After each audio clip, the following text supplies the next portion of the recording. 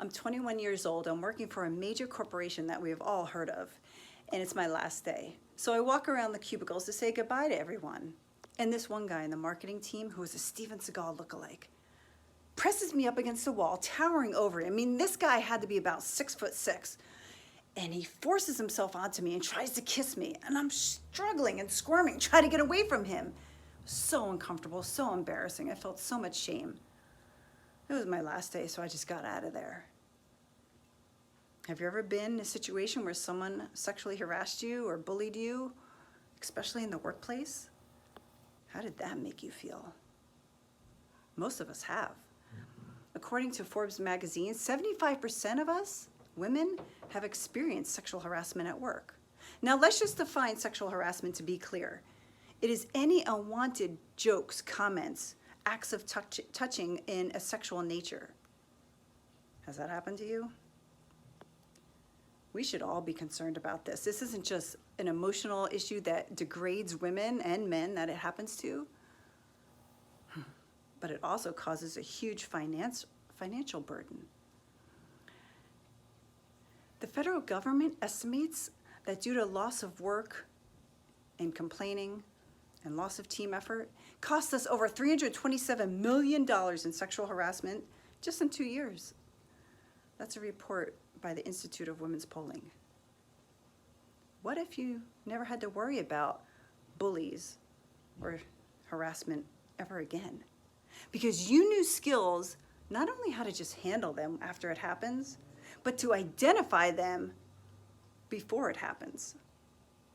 I can help keep you from being preyed upon by these jerks. Now, if you're the bully, you're gonna hate my presentation because I know how to identify you. I've developed an effective system to help you handle and identify bullies, predators, and unhealthy relationships before getting involved in one. In fact, this is the very same method that I tested and used while working with the police department for many years and won awards from the police department. Most of us have dealt with an abuser in some place, in our family, at workplace. It's not okay. How do you handle it? Do you just live with it and be unhappy? Or worse, do you live in fear? Every one of you can eliminate energy drainers and bullies and unhealthy relationships from your life. I want you to take control of this situation, not just be on the defensive. For many years, I taught physical self-defense, how to prevent assault and abuse. But oftentimes that would just leave women feeling more afraid because now you're on the defensive, waiting to be attacked so you can use these skills. Further, would you actually remember all these technical skills if you were in a situation? It's not practical. One of my bosses after college was a very senior executive who had been at the company 15 years. This person took it upon themselves to be emotionally abusive to me day after day. I was a newcomer. They were there 15 years. I didn't stand a chance. I tried to speak up. I tried to talk to HR. That didn't go anywhere. I have learned how to handle these people in the workplace, especially if you want to keep your job. You see, I found most women are conflict averse because we fear retaliation, but that's not handling it. When we're conflict averse, it just prevents us from negotiating our own self-worth, and that prevents you from achieving your full dreams. It's important that we learn how to handle these people.